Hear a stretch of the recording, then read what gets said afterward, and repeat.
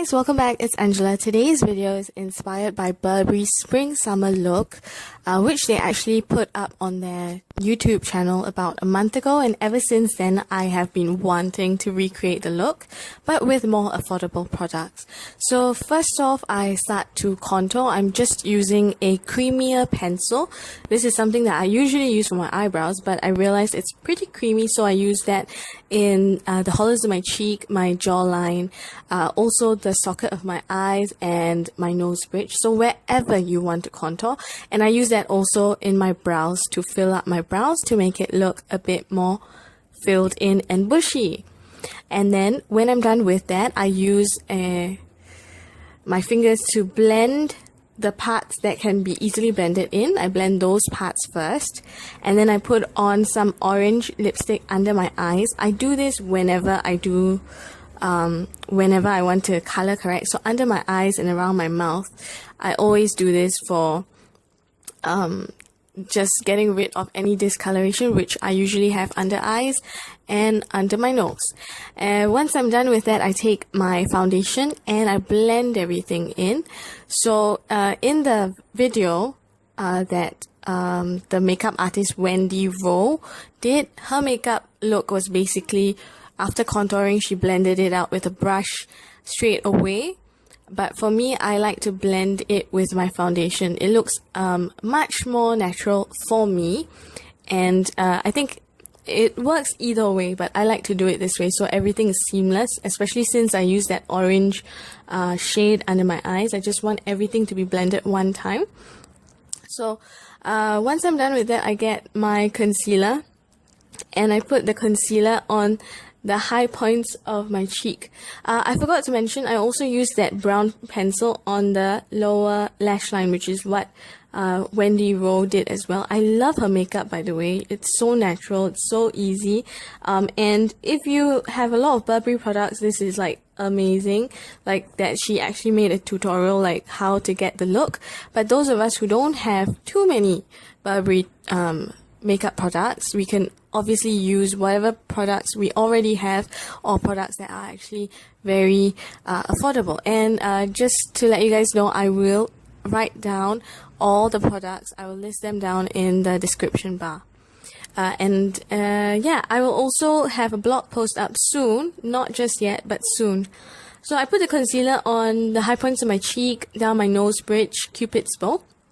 So that is my first layer of highlighting. After that, I blend it out with my foundation brush, and I use a highlighting pencil. This one is in a gold shade, so it's good for my brown skin tone. It looks very natural. So same places where I actually put the concealer first. Then I use a nude pencil under my eyes. Not under my eyes, I mean in my waterline, so that gives you that wide awake look, which will be a contrast to the very dark lip, which is the Burberry Oxblood in the velvet matte finish. So I have that, so I just put that on half of my lip, so I can show you guys that you can actually get the same color using drugstore products as well. So first off, I used a dark plum shade pencil, lip pencil from LA Girl. Then I used my Gosh Cosmetics in a really plum shade.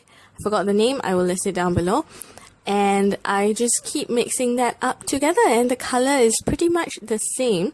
I love this shade Oxblood so much. Like, I did not expect that I would like it, because on others it looks really dark, and actually especially those who are fair skinned, so there's a big contrast.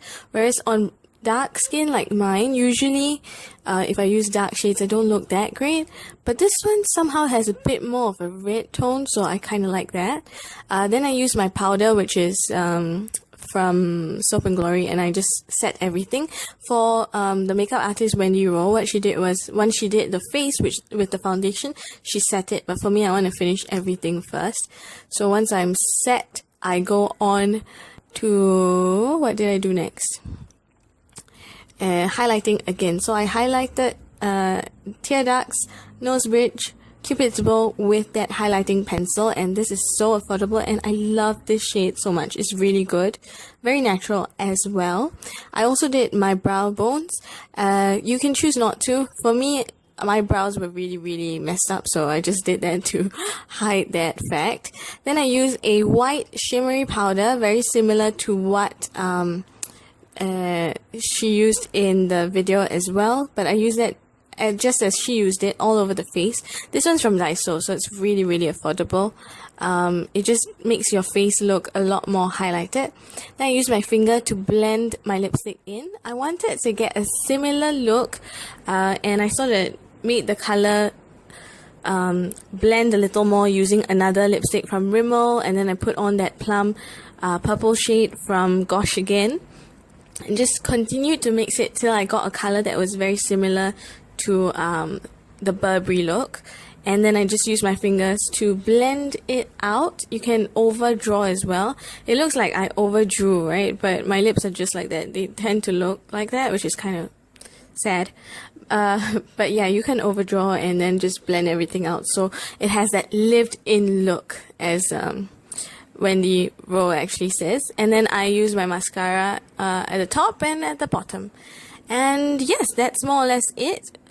I also take my Etude House dark brown pencil and I draw my brows because my brows looked a little faint compared to my lips, so I wanted to make sure they balanced out. And when I was done with that, I moved on to my nails. My nails are from Max Factor. The shade is Snow White. And this is to match the look from Burberry, where they actually use that white nail polish. So yes, guys, that's it. This is my look. I hope you like this video, guys. Thank you guys for watching. See you guys next time. Bye. You have to remember that they're both survivors, and you can almost see it towards the very beginning of the interview, the moment there is a mutual understanding there. To me, that was